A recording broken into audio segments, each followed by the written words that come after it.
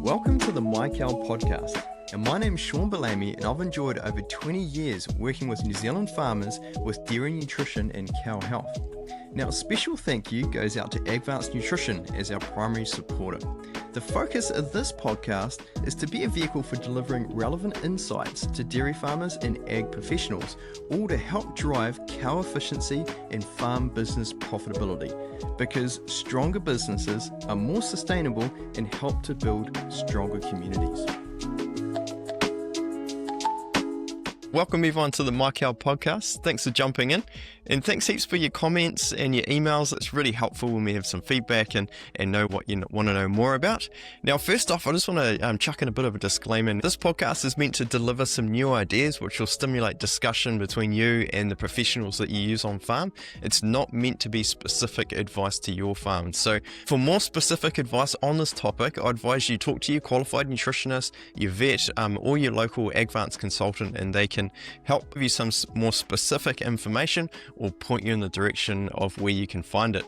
All right, so let's jump in. Today we're going to talk about ketosis. So I'm going to do a bit of a ketosis overview.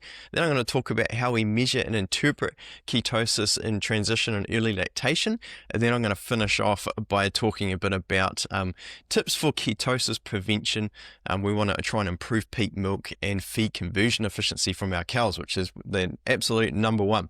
So before I carry on, I just want you to know that I'm doing a video version of this that will be on YouTube and also on Spotify. So if you're listening on the motorbike or in the tractor and you're like, oh, this is some technical stuff in here, I'd like to a bit of a visual prompt of what he's talking about with diagrams and things, then jump onto one of the video versions and you'll be able to see that detail as well.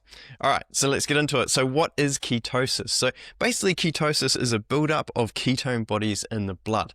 Now these ketone bodies build up in the blood because of fat mobilization in the cow. So there's sort of three main triggers, and I'm going to talk more about these as I go, but the first one is that basically too much fat mobilized too quickly in the cow causes that buildup of ketone bodies. Lever number two is the liver is actually not utilizing that fat particularly well, or it's not efficiently converting it into energy, and then we get buildup of ketone bodies.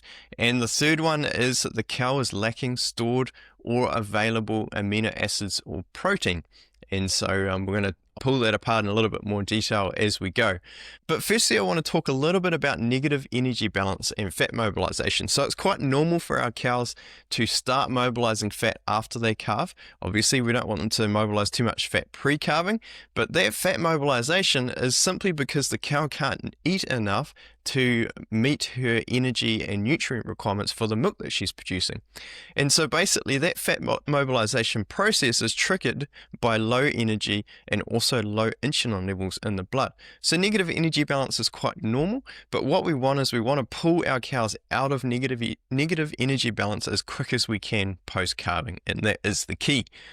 So negative energy balance and fat mobilization post-calving is quite normal. It's actually critical for milk production and cow function, but it has a negative effect on appetite. So we want to try and bring the appetite up in our cows as quick as we can post-calving. And the last little point I want to make here is that any condition we lose post-calving has to be replaced. So I mentioned before about negative energy balance and the cow needing to mobilize stored nutrient to bring the energy level up. Well, there's two main pathways that happens. It happens via the fat mobilization pathway and then the protein mobilization pathway. So the fat pathway sees fat mobilized into non-esterified fatty acids. These non-esterified fatty acids get fired into the liver where they're metabolized into energy. Now, the important point here is that when the liver is operating efficiently and things are going well, that non-esterified fatty acid is very efficiently converted into energy. But when the liver is overwhelmed, the hepatocytes are not in good health, or there isn't as many hepatocytes as there should be in the liver, so it doesn't have the same level of capacity, we get more beta-hydroxybutyrate produced as a byproduct of this metabolizing of non-esterified fatty acids. Now, BHBA, or beta-hydroxybutyrate, is the main ketone body that triggers ketosis in our cows. Now, the protein pathway is very different. So As the cow hits negative energy balance, she will also start mobilizing protein, and she mobilizes that from her muscle. Now, rather than fat, this is actually amino acids. So these amino acids head to the liver, and they are metabolized in the liver via the process gluconeogenesis. So the liver converts these amino acids via gluconeogenesis into energy, and the byproduct of this process is actually urea. And interestingly, this is why we often see a bit of a spike in milk urea in our freshly calved cows, is because they are mobilizing these tissues to try and increase the amount of energy that's available to the cow. Now, I'm going to dig a little bit deeper on what ketosis is and how it works in the cow. So there's 3 main types, but first I'm going to show you what it looks like when everything goes how it should. And then we're going to have a look at the 3 types of ketosis. So when things are working well, we have a nutrient coming from the digestive tract. So the cows are obviously eating post-calving. That is producing metabolites which go into the liver to produce glucose. And they are also getting nutrients from fat and muscle, which is going to non-esterified fatty acids and amino acids, which is also feeding the liver and producing glucose. So when these 2 are in balance, everything's going really well. The cow's getting the glucose she needs, which is stimulating insulin release, which is telling the cow that the amount of feed in my environment is getting better and better. I'm starting to feel better.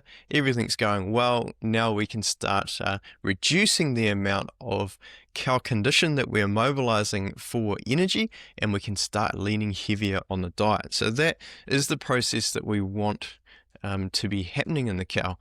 Now, what happens when things go wrong? So the first type of ketosis is triggered via poor nutrition. Ketosis triggered by poor nutrition is where the cow is not getting enough energy from her diet and she's having to mobilize tissue to make up the difference. Now, this is quite normal immediately post-calving, but sometimes we get 2 weeks, even a month or 2 into lactation. We hit second round grass. We get a whole lot of crap weather, things start shifting, and then the cow has to start mobilizing condition because the nutrition from her diet is not good enough. And so this is where it's really important that we keep an eye on what's happening so that we can adjust the diet to make up the difference. So what's happening in this situation? So the cow's not getting enough from the diet, so she's having to start mobilizing fat and muscle tissue, which is then heading to the liver and bringing those glucose levels up. Now, that's fine as long as it's in balance, but what happens if it goes too far and the level of nutrient being supplied by the diet drops too low? Then we start mobilizing too much fat and it overwhelms the liver. And so once you overwhelm the liver, you start getting incomplete breakdown. And the problem with that is when it's incomplete, like I showed you before, you get an increase of beta-hydroxybutirates. And so as these beta-hydroxybutirates increase in the blood, they actually start upsetting the balance in the cow. So they upset insulin. You get a drop in the amount of glucose that the liver is delivering. And so we start upsetting the whole balance in the cow. Now, the second type of ketosis is more overconditioned cows. So this is more what we see immediately post-calving, whereas type 1 or poor nutrition is something that we will see periodically through the first half of lactation. So in an overconditioned cow, basically the cow's just mobilizing way too much tissue too quickly. And so sometimes even before the cow calves, this starts happening. For a variety of reasons. So basically, again, that liver is getting overwhelmed with too much fat. It's upsetting the amount of glucose that the liver can produce, but it's also producing a whole lot of these ketone bodies, beta-hydroxybutirates, which is upsetting the balance of the whole system. Now, the issue here is because this can happen quite quickly and is quite hard to keep a handle on, it tends to upset insulin. And so what can happen in the cow is we actually develop something called insulin resistance. And once that happens, this is when we start getting cows that basically start circling the drain. So we feed them as well as we can, we look after them as well as we can, but they still are just rapidly losing condition and they're quite hard to bring back. And so this sort of situation where we are calving down overconditioned cows can be quite a hard situation to deal with. But I'm going to talk more about that and some tools that you can use as we go on. All right, the third one is bad silage. So this one is not as common, but basically with bad silage, we get a higher level of butyric acid released into the cow. And as you might have guessed, beta-hydroxybutyrate and butyric acid have a very similar name. And so when we increase the amount of butyrate in the diet, we actually stimulate an increase in the production of beta-hydroxybutyrate as a result, which is not ideal because when we've got extra ketone bodies wanting to find their way into the cow at this time of the year where they're mobilizing condition, and we're feeding extra butyrate to the cow via bad silage, we're actually putting fuel on the fire, which is not ideal.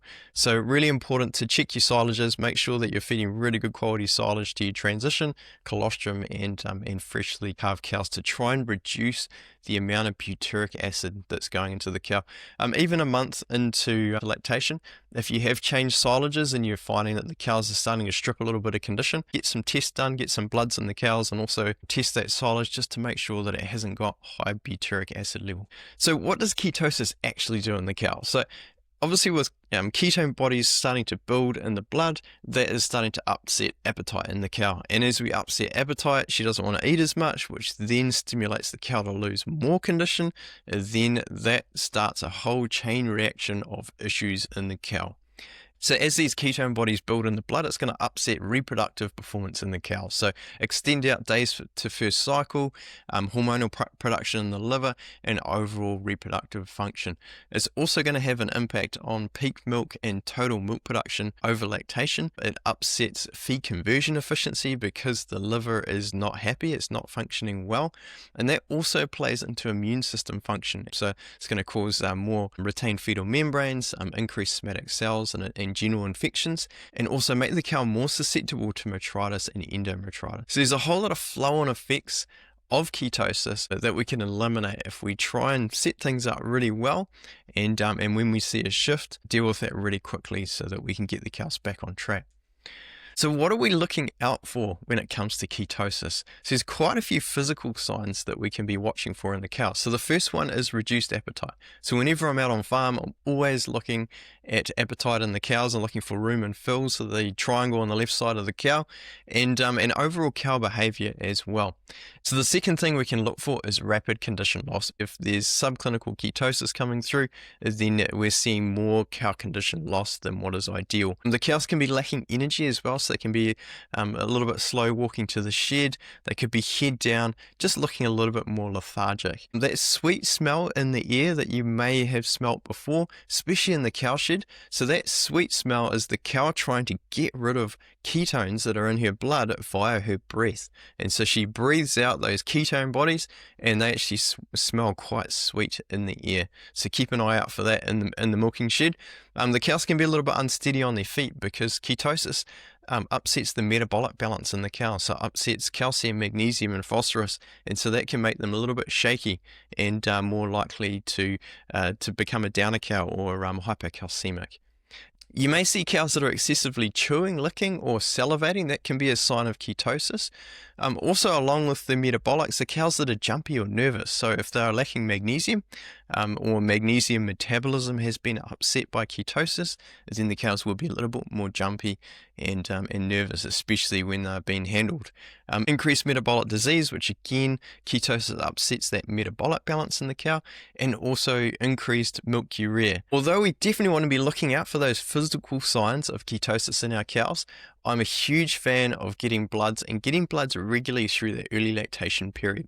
The beauty of keeping an eye on what's happening in the cow is we're not just looking for signs of sickness or disease, we're looking for indicators of performance in our cows. So have we done our transition well? Are we feeding our colostrums and our freshly calved cows well? Our milk is in a really good window. So bloods can give you some really good feedback of the window of performance that the cows are in and also their health. So non-esterified fatty acid levels in the blood is the first thing we're looking at. So pre-calving, we really don't want to be above 0.3. But if we're 0.3 to 0.5, then we're starting to get into the high risk or risk zone for the non-esterified fatty acids, or NEFA, in the blood is the first indicator we look at. So what NEFA is telling us is how much condition the cows are actually mobilizing. So pre-calving, we want to be below 0.3 milliequivalent per litre in the blood. Now milliequivalence is the same as millimolar per litre, so which is what we're generally measuring in New Zealand. So once we get over that 0.3 pre-calving, that's telling us that we're starting to mobilize more condition than what is ideal. So that's actually starting to put pressure on the liver. Post-calving, we can get away with a bit more because, as I said before, it's quite normal for the cows to be mobilizing a bit of condition post-calving. So 0.7 is still okay as long as our beta-hydroxybutyrate levels are not getting too high. But once we get over 1 millimolar or milliequivalent per litre, then we really need to watch those cows very carefully, and we need to be watching our beta-hydroxybutyrates to make sure those cows are handling the condition loss well, but also we're getting them back out of negative energy balance relatively quickly. Now, beta-hydroxybutyrates are a great measure alongside of NEFA levels in the blood because, again, NEFA tells us how much condition the cows are losing, but beta-hydroxybutyrate tells us how well the liver is dealing with the extra fat that's been mobilized. So, pre-calving, we again want those beta-hydroxybutyrate levels nice and low, so we want them below 0.4. But if they're getting up over 0.4, then that's telling us that we may have an issue. And this is quite common in over-conditioned cows, where we may not be seeing very high NEFAs, but we can start seeing higher beta-hydroxybutyrates. And I'll talk a little bit more about that as we go on. But basically, when that liver's come under pressure through that dry period, that cow's probably put on quite a bit of condition quite quickly. That liver is very, very sensitive as that cow gets close to calving. So that's when we can see some higher pre-calving beta-hydroxybutyrate levels. Now, post-calving, again, we give the cow a bit more grace because she is mobilizing more condition. And so if she's above 0.8 post-calving, then we're starting to get into the danger zone. So once we get into that zone, that's when we really need to make some pretty significant changes in the diet and start pulling on some of those levers to make sure that we're not getting into clinical ketosis. Now, there is some other blood measurements that we can use, and I'm just going to throw these in there. Now, we've been playing around with these for a couple of years now, but basically these are more indicators that align or sit alongside our NEFA and our beta-hydroxybutyrate levels. And so basically what this is telling us is it's telling us firstly, glucose, how well the cow is producing glucose through her liver. Albumin gives us a good idea of how well the liver is actually performing. So are we in a good performance window? Are we not performing very well? If we're not, then why? Total cholesterol also tells us how well the cow is releasing energy, but it also gives us a better idea of how well we're feeding those cows. So is the diet really translating into good performance in the cow? Total protein is also a dietary measure. So are we giving those cows enough protein, and does she have enough stored protein available to her? Now, these last two, creatine kinase and GGT or gamma glutamyl transferase, sorry, there's a lot there. It's a bit of a mouthful, but we just call them CK and GGT. These are two measurements of liver health. And so that's why I've got them in red, because low is good. And so if we've had liver damage from facial eczema, from toxins in the feed or whatever else it might be, then these CK or GGT levels will be high. So these can be really useful measurements, because if we're triggering high beta-hydroxybutirates, but our NEFA levels are not very high, and we're just scratching our head, we're feeding the cows really well. We're like, what is going on? Why are these cows subclinically ketotic because of high beta-hydroxybutirates? Well, if you get these CK and GGT levels done in the blood, then that can actually give you an idea of maybe we're dealing with a bit of liver damage. We actually need to help the cow to repair her liver, which I can talk more about in another podcast. So I'm really quickly going to go through an on-farm example of how we've used these bloods. So you can see the beta-hydroxybutyrate levels here are actually really good, like they're in the okay range. These are cows that are calved and they're in the milkers. So the NEFA levels here are up at 1, which is right on the borderline. So these cows are mobilizing a bit more condition than is ideal. But if you have a look at the total protein is actually high, which is great. As I talked about before, the cows can create energy via two pathways, either stored fat or stored protein. So this total protein gives us a good idea that the amount of protein being delivered to the cow, either via stored or the diet, is substantial, which is excellent. The albumin, globulin and glucose levels are all within a good range. Albumin's actually quite high, which is great. So that's just telling us that the liver is actually still functioning pretty well. So although the NEFA levels are high, the liver hasn't been overwhelmed, which is excellent. because once that liver gets overwhelmed, then our beta-hydroxybutyrate start going up, and then that starts having a significant impact on the performance of the cow. Again, AST or CK and GGT levels are pretty good. They're not, they haven't crept up, which is indicating there's no liver injury, no liver function issue, which is really good. But our total cholesterol is at the lower end. Now, this is indicating that the diet is not as good as it should be. So based on this on-farm situation, I'd say that we need to fine-tune what we're feeding the milkers so that we can get more available energy to these cows, and basically get them up and firing. But it won't take much to shift the needle with these girls because nothing's really gone wrong. Their liver's not under massive amount of pressure. These cows are just having to make up the difference by mobilizing conditions. So if we can tweak the diet up and get these cows running a little bit more efficiently, then we'd quite easily bring those NEFA levels down and bring that total cholesterol up. All right, so we've talked about the physical signs and also the blood measurement indicators for ketosis. What else can we look at on farm? So now we've got lots of cows running around with these collars on or boluses in their rumen or ear tags. And so now we're getting a whole lot of extra information, which I absolutely love, on rumination, cow activity, temperature, a whole lot of other really cool things. So now we have another tool available to us that's giving us feedback on the efficiency window of our cows, but also is other challenges around metabolic disease, hypocalcemia, but also other feedback on animal health indicators, and ketosis is part of that. So this graph here is showing us rumination and activity or eating minutes from pre-calving through to 14 days in milk. And so what you see here is pretty typical pattern. The cows are calving here, rumination and eating minutes are dropping, and then they're coming back up quite nicely, which is fantastic. And so I'm not going to talk too much about the pre and post rumination here, but what I want to talk about is this area from about 7 days onwards. So what we're seeing here firstly is we're seeing appetite start to jump around.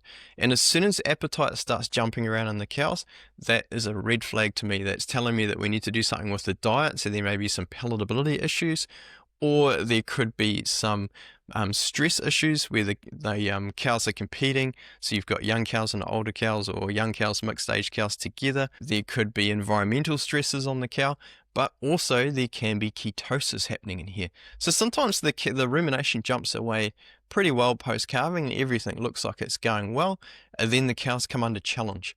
And if they come under challenge here, eating minute starts dropping, and then rumination starts dropping with it. And this is indicating that the cows, they have recovered okay, but this sort of 7 days onwards period, they're starting to mobilize condition, and they're starting to drop away. They're starting to mobilize condition, and there is potentially going to be some ketosis coming out of this. So what we want to see is we want to see the rumination coming up, see it holding steadily up around this target range.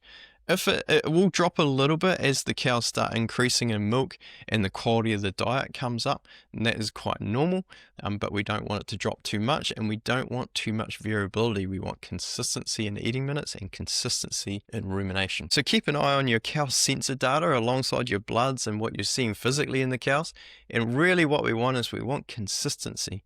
If things are not consistent, they're jumping up and down all over the show, then that is an area that we can improve the efficiency of our cows by bringing more stability and fine-tuning the diet and other management processes. So now we've covered off what ketosis is, how it works in the cow, and how we monitor and measure it. Now I want to get to the business end, which is the tools that we can use to help treat and prevent ketosis. So these are some of the additive tools. Now these are not magic bullets. These are just things we use in conjunction with the overall nutrition of the cows. But as I go through each scenario and I'll talk about some of the tools or some of the things you can do to prevent ketosis, I'm going to add in some of these additive tools with it. So betaine is a really interesting tool that I've been using more and more, particularly with over-conditioned cows. It is a methyl donor, and basically what it does is it supports the liver. So it increases the amount of methionine available to the cow, and it also helps clean out that fat that might be building up in the liver and increase liver performance. So that goes in around that 15 grams per cow per day. So selenium is one we talk about a lot in early lactation, and this is a key tool to helping protect and repair the liver. So that should go in around that 8 milligrams per cow per day. Rumen protection can be really important. So either using a selenomethionine or a fat-coated sodium selenate product. Chromium, really important for increasing insulin sensitivity. I'm going to talk more about that as we go on, but 9 milligrams per cow per day can help increase insulin sensitivity. That helps to get that cow out of negative energy balance as soon as possible post-calving. Boron works to increase calcium, magnesium, and phosphorus absorption in the cow. Slow-release buffers and yeast are used a lot at this time of the year. So a buffer, we want to go in at around that 50 to 70 grams per cow per day. Your Calcea slow-release buffer is very useful in this space, alongside an encapsulated live yeast can make a big difference to increasing rumen stability. So if we can create a better environment for the rumen microbes, less stress, less shifts in rumen pH, then those rumen microbes are going to deliver more nutrient to the liver from the feed. That's basically going to help reduce the amount of fat that cow needs to mobilize to make up the difference in terms of what she requires for milk. So if we can stabilize that rumen with your slow release buffers and yeast, that's going to go a long way to cow recovery and also reducing ketosis. Monensin's another really good one, helps partition more nutrient that's released from the rumen into propionic acid. Now, propionic acid drives glucogenesis in the liver, and so that can help also reduce the amount of fat the cow needs to mobilize. Copper, zinc, and manganese alongside selenium help protect the liver, so they're really important for oxidative capacity. And B group vitamins can really help to improve liver function, increasing glucose production, and decreasing the amount of ketone bodies are released by the liver. All right, so the first nutritional tool I've got here is increasing energy density. So as I said before, if the amount of energy or the amount of nutrient that's been delivered from the rumen into the liver is not sufficient for milk production, then the cow needs to mobilize fat and muscle to make up the difference in terms of energy supply. And so if we can increase the energy density, so we increase the amount of energy or the amount of nutrient that the cow is getting from her feed, then she will need less to be mobilized off her back. Energy density of the feed is one of the biggest issues that I'm dealing with at this time of the year. You know, we have low grass availability. It might be making up not even half of the milking diet. And also that feed is grown over the winter, so it's often full of water, lacking in sugar because of low sunlight hours, and so it's not often the most energy dense feed for the cow. So it needs to be balanced out by high quality supplements that are super palatable. So this is where good quality grass silage can make or break your season. So getting herbage tests done on all sources of feed, making sure that the balance is right. So work with your nutritionist and your vet to make sure that you've got the balance exactly where it should be. Because if you set the cows up with highly energy dense feed at this time of the year, you get them up peak milking really early, and away they go. And this is where we get really good bang for buck out of our concentrates that we feed in the shed, or concentrates that we're putting through the mix wagon or fed on the feed pad. So starches and soluble sugars can be very useful because they're high dry matter. So they're not supplementing out or not substituting out a lot of grass. They're very energy dense. And that starch works really well alongside soluble sugar, high ammonia levels, and also higher fiber. So getting all that in the right balance can make a huge difference to getting those cows out of subclinical ketosis, get them out of negative energy balance as quick as possible, get them cycling, and get them peak milking as fast as we can. Now, it's really important to make sure that you balance protein with energy. You do not want to underdo protein and overdo energy, because the cow's stool could be short of protein, which is going to cause some issues, which I'll talk about soon. Calcium and phosphorus have to match production. So this is really, really important. So what you've got leaving the gate, you need to be making sure is going back in. If those cows are robbing Peter to pay Paul, so they're pulling bone, calcium and phosphorus stores that are not getting put back in through lactation, then we're going to start having long-term issues. So really important to do those calculations on your phosphorus and your calcium levels. And as I said before, your slow release buffers and your yeast alongside your ionophores like monensin can make a big difference to creating rumen stability. So sometimes your energy density of your diet is okay, but the cows are under stress. The rumen is not a happy place. It's not very stable. And so the rumen is actually not converting that feed into energy very efficiently. And so you're firing a whole lot of really good quality nutrients straight out the back end of the cow. So sometimes rather than spending more money on increasing energy density, you should actually focus on buffering and supporting the rumen instead. And that's where you'll get better return on investment. So how do we improve appetite? This is probably, after energy density, this is the biggest thing that I'm going after. And I'm sorry, all of these things interlink.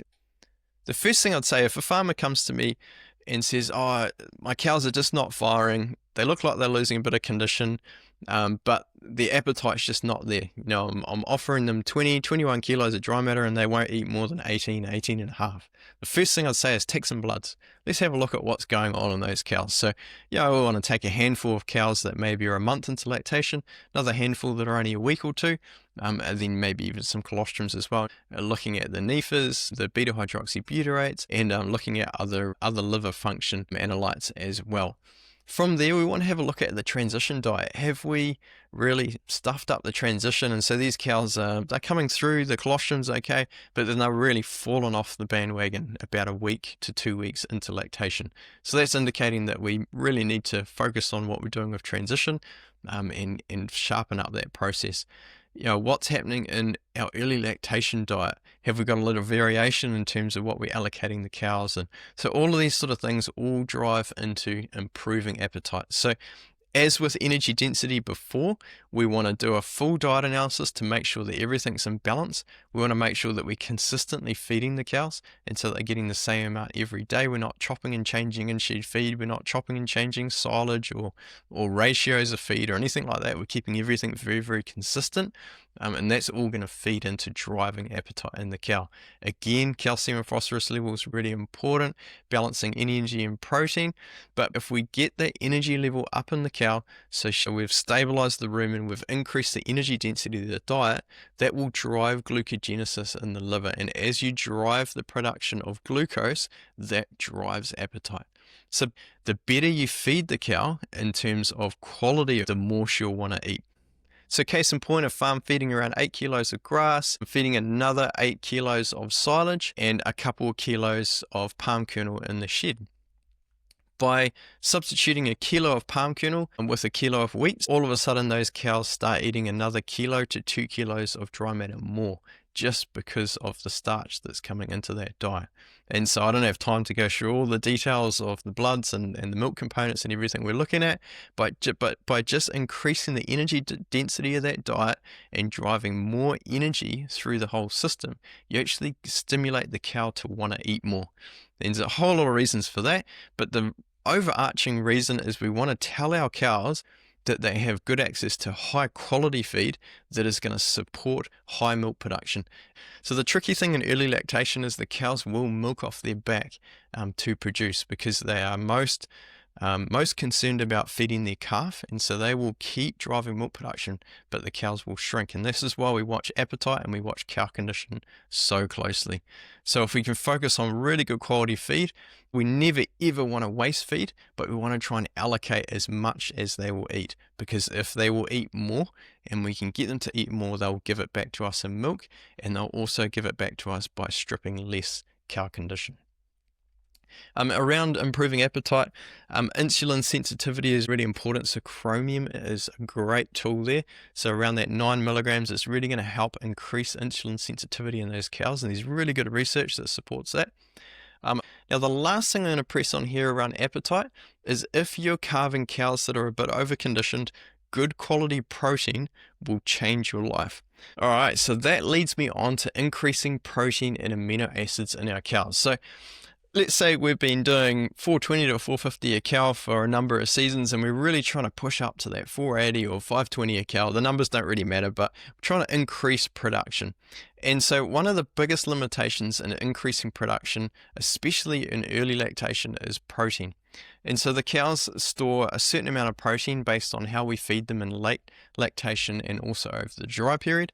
And then that stored protein in muscle is utilized in early lactation to really drive glucose production, drive appetite, and drive that cow forward.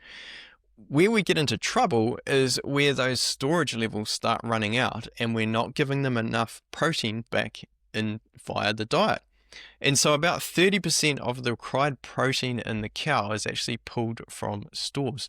So where we've calved our cows down, they've transitioned really well, they've calved down really well, but we hit about 2 weeks into lactation, the cows hit a little bit of a bump, and they tend to drop in terms of rumination, production's dropping away a bit, they're losing a little bit of condition.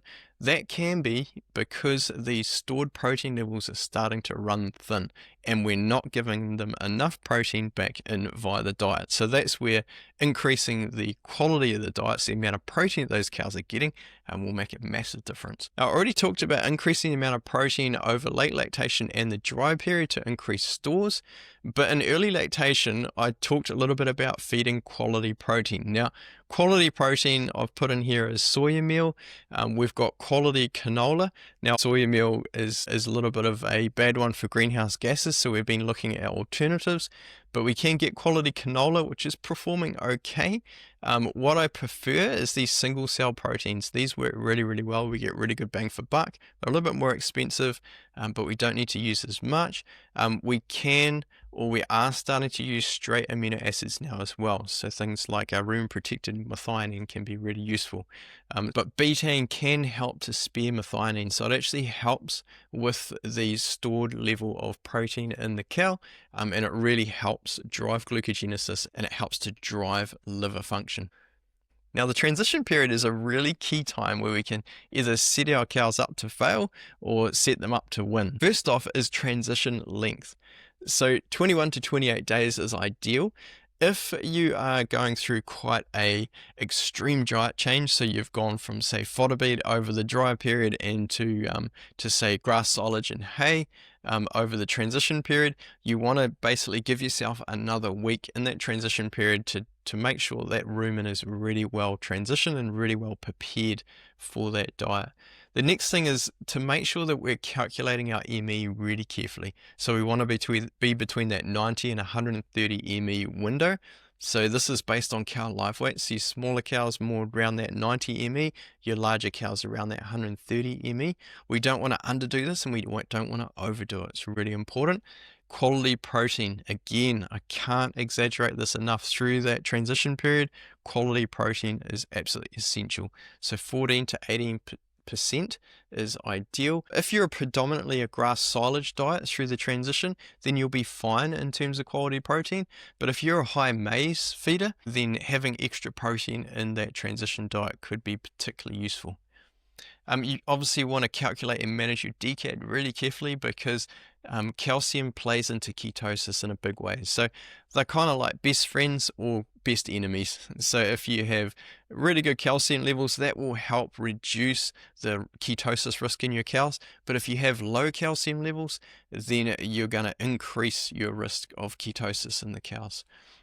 Also, we want to make sure our trace minerals, so our selenium, copper, zinc, cobalt, iodine, are all in a really good range. Then key vitamins like vitamin E and your B group vitamins can be super useful as well through that transition period. And then again, already talked about betaine, but using betaine around that 15 grams per cow per day through that transition period. And we usually use about between 10 and 12 grams in that early lactation period. The cow condition is one of the key things that I watch. I watch it like you would watch your bank account. Yeah, you got to make sure that everything is balancing, that what you're putting in is sufficient for what you're taking out. You do not want to get to a point where you are robbing Peter to pay Paul, so you're stripping condition off the cows, but they're milking really well. We want to maintain that condition because that gives us currency, it gives us money in the bank for later on the lactation, for when we get that week or two of crap weather right on peak lactation or just after peak lactation, and the cows drop and we just don't get that production back again. If you hold really good condition in the cows, they will actually, excuse my pun, but they'll ride through that storm really well, and they'll actually hold that milk production because they've got money in the bank. They got condition on their back, so they can mobilize that for a week or two. No harm, no foul, no ketosis, no issues, but they just hold that production really efficiently. So Body condition score at calving, absolutely critical. We want to make sure that we're drying off our cows, ideally within 0.2, 0.25 of the condition score that we want to calve at. And so if we're drying them off at 4.7 to 4.8 is ideal, then we wanted to calve them at about 5. Your young cows, so your heifers, you want to go half a condition score higher than that. The higher the cow condition, the higher risk for ketosis. I've talked quite a bit about that already, so I'm not going to pull that apart in any more detail. With our slightly over-conditioned cows, we need to be really careful that we don't overdo or underdo ME. So we've got to keep ME in the transition period really, really tight. But in our over-conditioned cows, we want to overdo protein. So we want to really give them lots of protein so that they have every chance to have really good protein available so that they mobilize less fat and they use more protein for energy, because protein for energy is not going to produce ketone bodies or ketosis. Do not underfeed the cows in transition if you're over-conditioned. That is really, really not a good idea, because what happens is those cows start to mobilize condition too early, and that can cause a lot of issues, which we've already talked about. So make sure you calculate things right. If you're going into a period of bad weather, make sure that you're over-allocating that feed to allow for the amount of wastage. The more over-conditioned the cows, the more careful we have to be with our feed allocation. High energy dense feed in early lactation, really, really important. So your starch can be really good at helping to maintain cow condition, although too much starch can also strip cow condition because it actually drives the cow too hard. So again, good nutritional advice will be helpful, but looking at the energy density of the feed is a really good place to start. Using high energy starter drenches, MPGs, and also using calcium boluses in those high risk over conditioned cows, especially the older girls, can be quite useful if you are battling higher conditioned cows, and also your liver support. So your betaine, your B group vitamins, and all your trace minerals are important if you're struggling around cow condition, either under conditioned cows or over conditioned cows. So on the back of managing condition, this is the last situation I want to talk about. So I want to pull apart subcutaneous versus visceral fat and also protein in the cow. So what does all that mean? Basically, subcutaneous is fat that is stored under the skin. So subcutaneous fat takes longer to build in the cow, but it is harder fat. And so because it takes longer to build, it takes longer to mobilize, which is really good. Visceral fat is the opposite. So visceral fat sits around the organs, so it accumulates around the heart, around the liver, around the uterus, but it's fast on, but also fast off. So it's termed as soft fat, and it builds very quickly. So the difference between subcutaneous and visceral fat in terms of practical nutritional management is if you're putting weight on your cows slower, you will build more subcutaneous fat. If you're putting weight on your cows or condition on your cows very quickly, you're going to build more visceral fat. So if you are drying your cows off at, say, 4.4, 4.5, and you're calving them at 5.2, and you are putting all that weight on fodder beet over the winter, most of it being put on in June, then you're going to have a higher proportion of visceral fat than you are subcutaneous fat. But if your cows are sitting at sort of 4.4, 4.5 around Christmas, and then you're putting on half a conditioner score, so you're drying those cows off at around 4.8, then they are going on to fodder beet, or they're going on to crop or grass and hay, and you're only getting them up to 5, so they're only putting 0.2 of a condition score on, you're going to have a higher proportion of subcutaneous fat. So if you have a higher proportion of subcutaneous fat and a lower proportion of visceral fat, you are going to be lower risk for ketosis.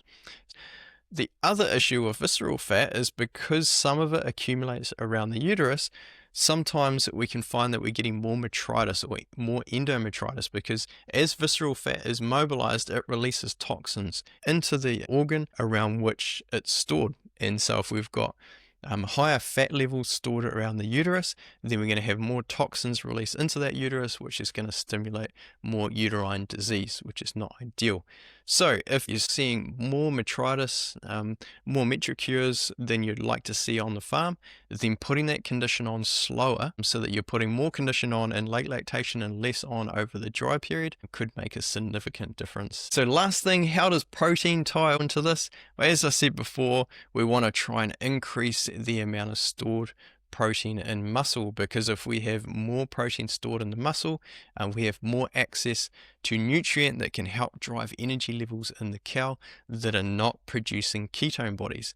And so if we can increase the amount of protein in the diet in late lactation to build that muscle and also through the dry period, then that can make a massive difference to increasing cow performance, so increasing cow health, increasing reproductive performance, but also increasing milk production performance via feed conversion efficiency in early lactation. So to sum up, if we can pull together all the tools to transition the cows really well, look after them at early lactation and manage the diet really carefully through that first half of lactation to reduce cow condition loss, get them out of negative energy balance as quick as we can, monitor and reduce the impact of ketosis on the cows, then it's going to have an impact on increasing reproductive performance, increasing feed conversion efficiency, which is going to drive milk production and farm profitability, and also increase cow health.